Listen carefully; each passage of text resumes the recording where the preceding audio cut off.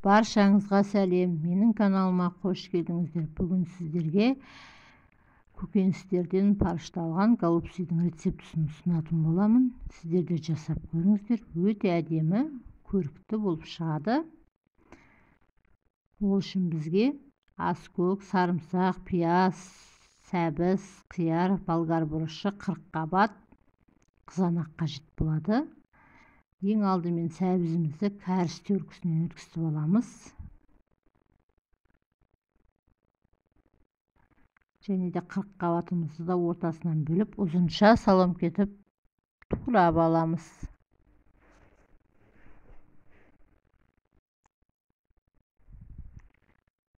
Келесі кезекте қиярымызды да ирек пышақтың көмегімен дөңгелектеп турап аламыз. Егер сіздерде ирек пышақ болмаса, жай пышақта болады. Ол ирек пышақ сән үшін бізде. Мінекей, ұзын, қалың емес, жұқа емес, осынша етіп. Келесі кезекте пиязымызды да осылай ұсақтап турап аламыз.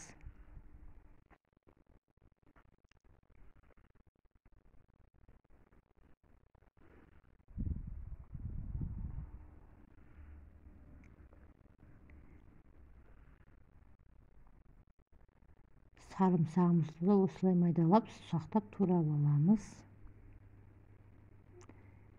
Ет тартқыштан немесе блендерден өткізсеңіздер де болады. Енді қызып тұрған табамызға сұйық майымызды құйып, пиязымызды қызарғанша 5 минут жақсылап қуырып аламыз.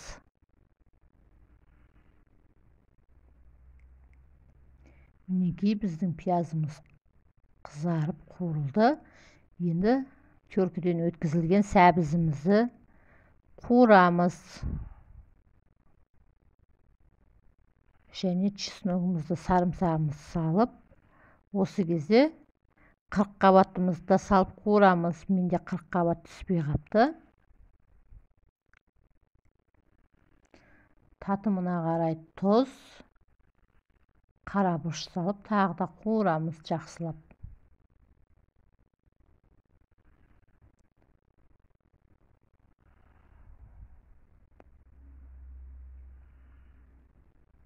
Жақсылап 10 минуттай қуырып аласыздар.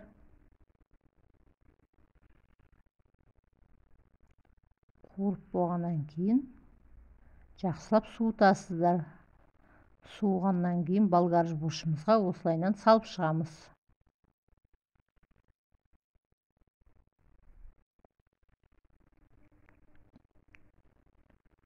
Болгар бұрышта жақсылап тазалап, жуып аласыздар да осылай салып шығасыздар. Мінекей, бізде дайын болды.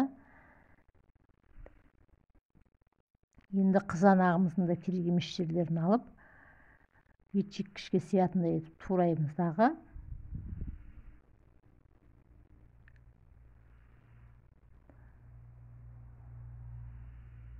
Ет тартқыштың көмегімен осылай өткізіп аламыз. Келесі кезекте табамызға сұйық майымызды құйып, ет тартқыштан өткен қызанағымызды құямыз.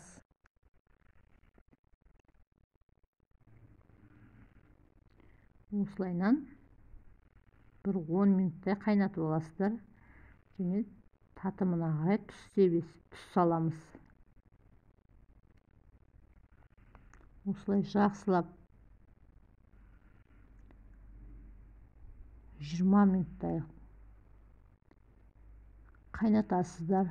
Тұзын дәміне қарай саласыздар. Келесі кезекте осындай жаңағы фаршталған голубциларымызды саламыз.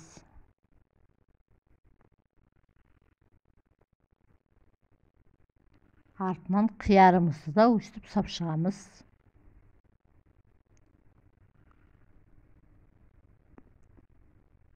Және сарымсағымызды, аскөгімізді салып, тағы да қайнатып аламыз.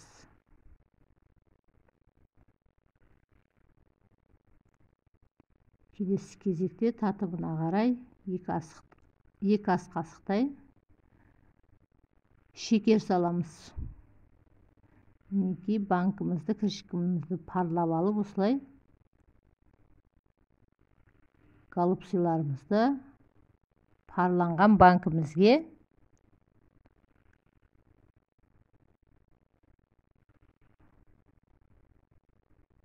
3-4 голубцидан салып, осылайдан банкіге құйып шығамыз.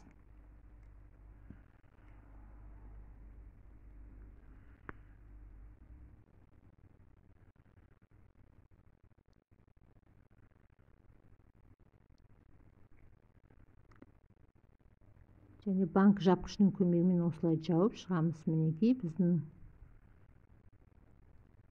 голубцимыз дайын болды. Сіздер де жасап көріңіздер. Пайдаларыңызға жарасын. Каналыма тіркеліп кетіңіздер.